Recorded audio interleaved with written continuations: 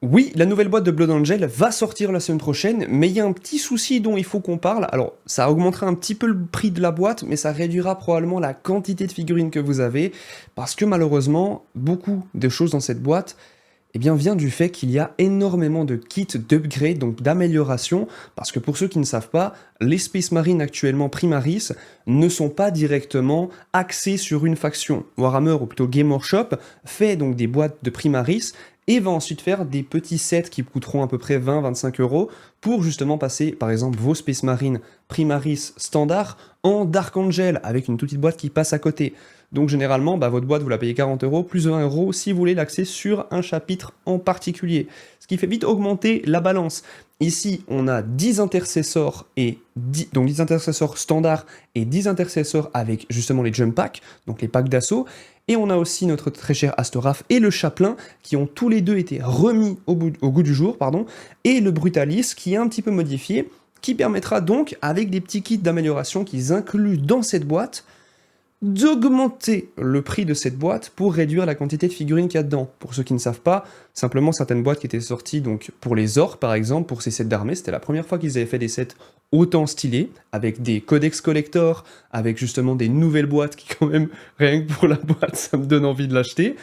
Eh bien la raison pour laquelle il y a cela, c'est uniquement, en tout cas pourquoi il y a moins de figurines, c'est parce qu'ils ont mis justement 3 de ces kits, de mémoire il y en a 3 dans cette boîte de kits d'upgrade, ce qui permet aussi de faire des sergents donc pour vos unités, parce que justement, vos Space Marines dans cette boîte, en fait, vous pouvez très bien l'acheter, cette boîte, prendre les 2 personnages principaux, donc Astoraf et le Chaplain, et ensuite peindre tous les autres Space Marines en Dark Angel, ou n'importe quoi d'autre. Peu importe. Vous n'êtes pas obligé d'utiliser, en fait, les figurines pour des Blood Angel. Vous pouvez simplement ensuite revendre le kit donc d'amélioration de Blood Angel séparément et juste prendre les personnages si vous voulez vous faire kiffer et peindre les personnages. C'est, je trouve, une information dont peu de gens parlent et c'est assez cool parce que ça permet pour moi, pour vous, pour les gens qui aiment peindre, d'acheter ce genre de boîte, de prendre les personnages un petit peu spéciaux, donc justement comme les 2 qui sont juste ici, vous les prenez, vous vous faites kiffer, vous les peignez, donc ces 2-là, puis le reste, au pire des cas, vous pouvez vendre, puis comme ça, vous les avez un petit peu plus vite que les autres si vous n'avez pas trop envie d'attendre, et ça fait quand même une plus-value, et peut-être que ça peut même vous rembourser un petit peu les choses, parce que beaucoup de gens vont être impatients de pouvoir peindre leur Blood Angel, donc pensez-y, si vous voulez juste les 2 personnages, n'hésitez pas à acheter ça, puis à revendre le reste.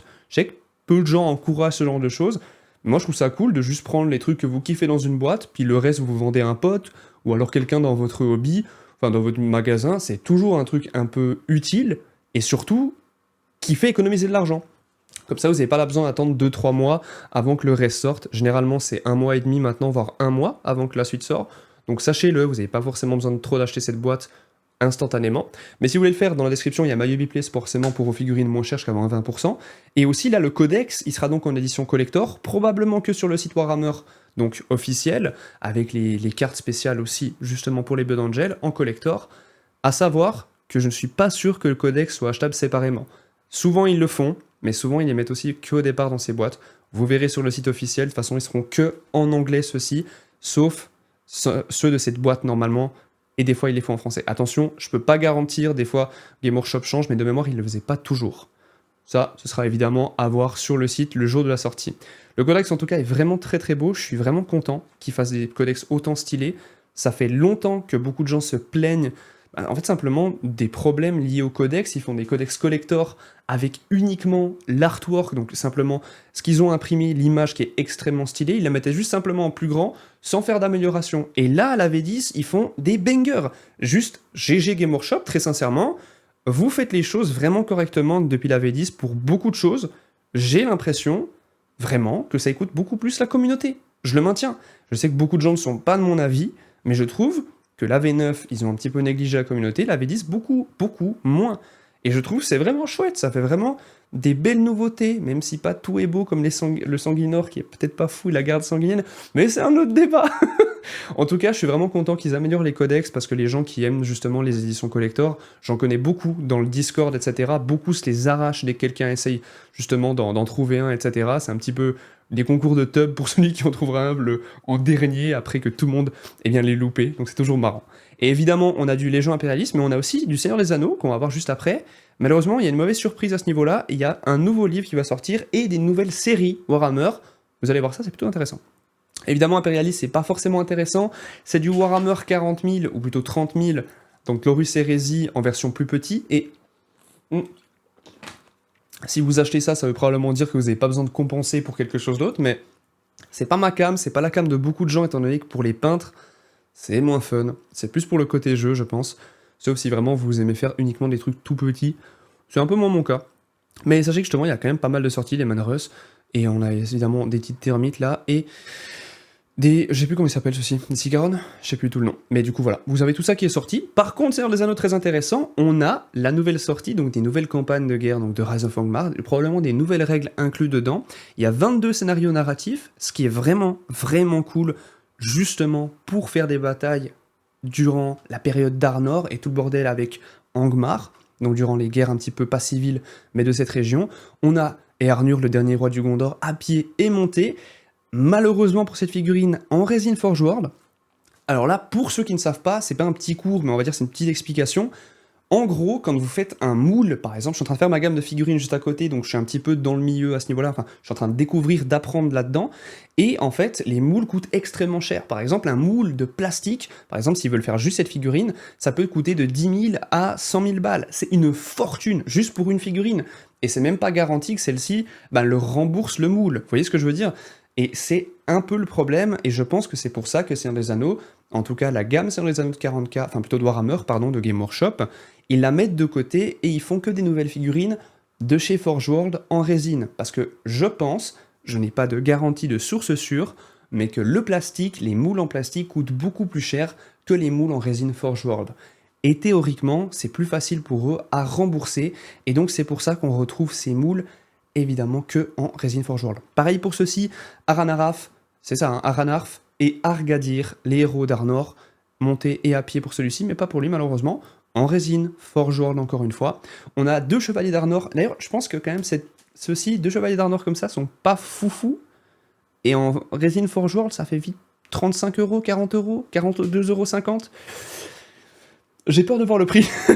La résine Forge World coûte trop cher et pour pas grand chose, et c'est un peu bizarre, parce que pour ceux qui ne savent pas, malheureusement, Game Workshop, plutôt heureusement, ils savent que la résine n'est pas forcément intéressant pour les débutants, c'est plus fragile, c'est plus compliqué à peindre, on peut pas directement mettre la peinture dessus comme sur le plastique, car oui, il y a beaucoup de gens qui peignent sans sous-couche, je sais, c'est assez étonnant, pour nous, ceux qui sont là un petit peu plus longtemps, mais certains le font, et ça passe encore étonnamment, mais je vous conseille pas.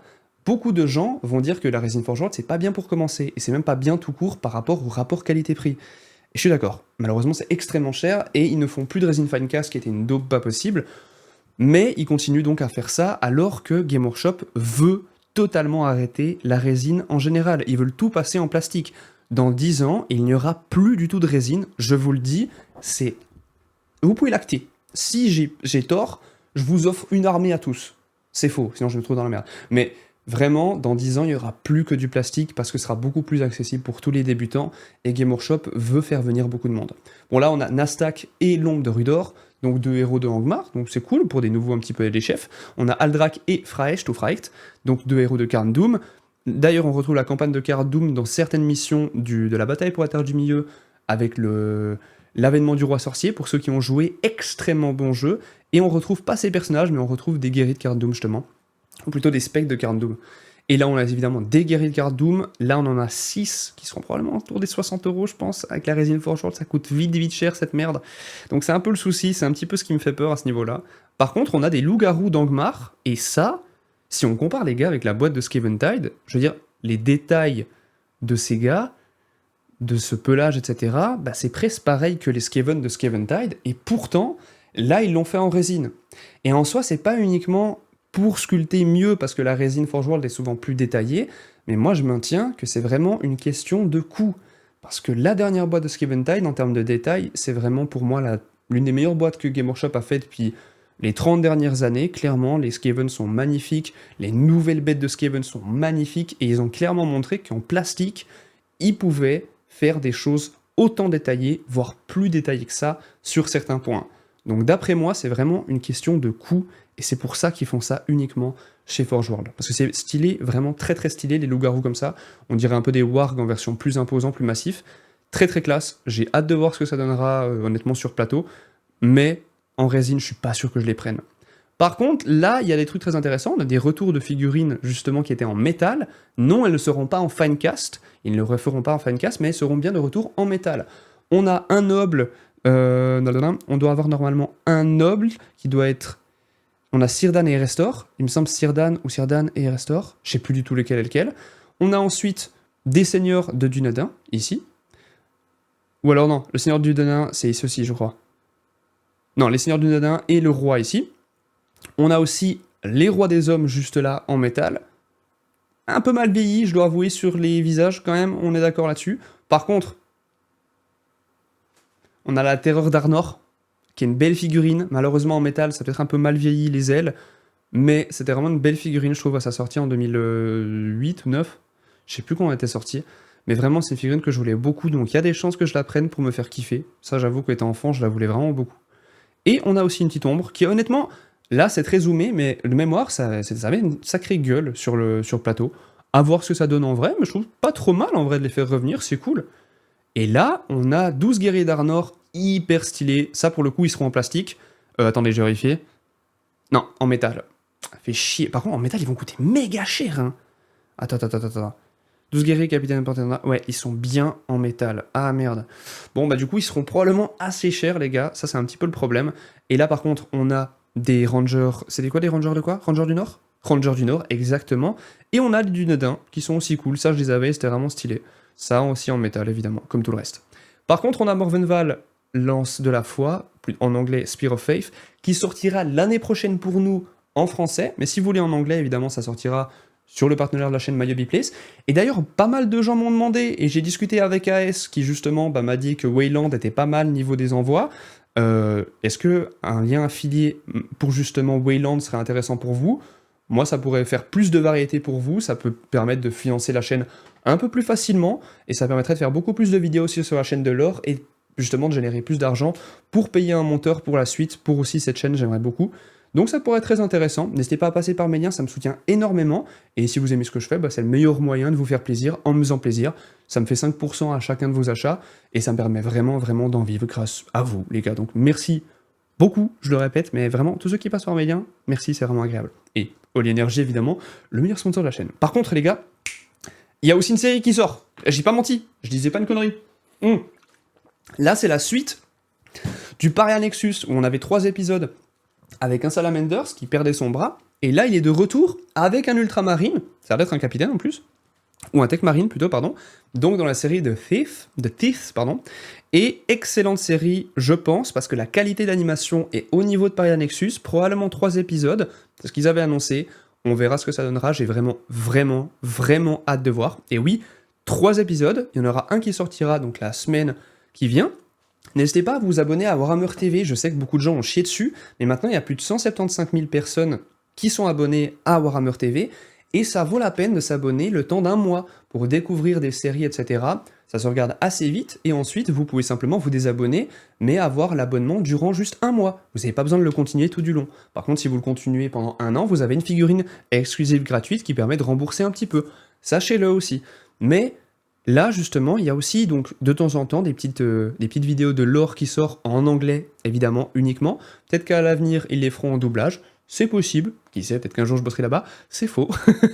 Par contre, ils vont aussi faire une petite masterclass qui est vraiment cool, juste là, pour peindre la nouvelle boîte de Skaventide avec des flammes bleues hyper stylées. J'avoue que leurs masterclass là-bas sont vraiment cool, mais ils font la même sur YouTube en gratuit. Donc je dirais que c'est plus pour les séries que c'est vraiment intéressant, il y a pas mal de choses, mais beaucoup, et malheureusement que en VO, et même des fois pas sous-titré, donc un petit peu embêtant pour les non-anglophones, et surtout les anglophobes. Ça, c'est un autre problème. Merci à tous d'avoir regardé cette vidéo, voici toutes les news, n'hésitez pas à vous abonner, à liker, à commenter, dire ce que vous allez acheter pour la prochaine. Moi je vais prendre le pack de Blood Angel, probablement vendre le reste, juste prendre les héros, parce que perso ils me font beaucoup trop kiffer. Et dites-moi pour Wayland si c'est intéressant, je sais que beaucoup de gens passent par ici, peut-être que ça pourrait vous faire kiffer, puis plaisir, et puis d'avoir plus de chances d'obtenir vos trucs, et en même temps en me soutenant. Prenez soin de vous les gars, et surtout, des bisous, et à très bientôt.